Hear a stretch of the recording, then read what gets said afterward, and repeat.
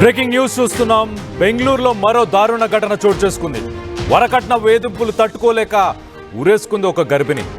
మృతురాలు software engineer శిల్ప. 2.5 ఏళ్ల క్రితం ప్రవీణ్తోని శిల్పకి వివాహమైంది. ఆ ఇద్దరు దంపతులకి ఒక 1.5 ఏళ్ల పాప కూడా ఉంది. ప్రస్తుతం అయితే శిల్ప గర్భవతిగా ఉన్నప్పుడే ఈ సంఘటన చోటు చేసుకున్నట్టు తెలుస్తుంది. రూపాయలు 40 లక్షలు ఖర్చు పెట్టి కూడా వాళ్ళిద్దరికి పెళ్లి చేశానని చెప్పేసి ఆ పేరెంట్స్ కూడా చెప్పుకొచ్చారు.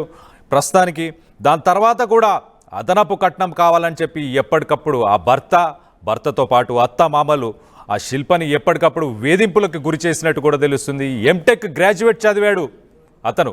ఆ ప్రవీణ్ ఎంటెక్ గ్రాడ్యుయేట్ చదివిన తర్వాత కూడా ప్రస్తుతానికైతే పానీపూరి అమ్ముకుంటున్నాడు.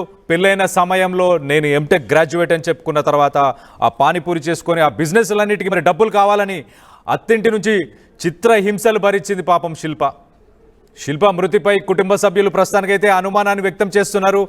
ఆ భర్త అలాగే అత్త మామలను కూడా పోలీసులు అయితే ప్రస్తుతం అరెస్ట్ చేసి దర్యాప్తు చేస్తున్నట్టు తెలుస్తుంది.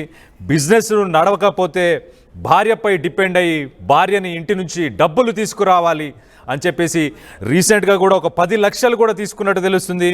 ఇదైతే బెంగళూరులో మనం ఒక పక్కన చూసుకుంటే నోయిడాలో నిక్కీకి సంబంధించిన ఒక అత్త మామల నుంచి వరకట్నానికి సంబంధించి వేధింపులకి సంబంధించిన ఏదైతే ఒక ఘటన చోటు చేసుకుందో ఆ ఘటన మరొక ముందే మళ్ళీ బెంగళూరులో శిల్పకి సంబంధించి సేమ్ అదే రిపీట్ అయింది. అదే సీన్ రిపీట్ అయిందని చెప్పుకోవచ్చు.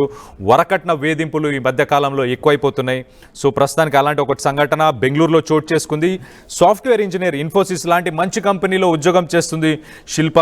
అలాంటి శిల్ప ప్రవీణ్ పానీపూరి బిజినెస్ చేసుకుంటున్నాడు. ఆ భర్త పానీపూరి బిజినెస్ చేసుకునే ఆ భర్త ఎప్పటికప్పుడు డబ్బులు కావాలి. పెళ్ళయి 1.5 గడుస్తున్నా కూడా 1.5 ఒక బాబు ఉన్న తర్వాత కూడా మళ్ళీ ఇప్పటికీ డబ్బులు కావాలని చెప్పేసి వేధిస్తుంటే ఆ వేధింపులు తట్టుకోలేక గర్భిణిగా ఉన్న ఆ శిల్ప మాత్రం ప్రస్తుతానికి ఈ ఘటనకు పాల్పడినట్టు తెలుస్తుంది.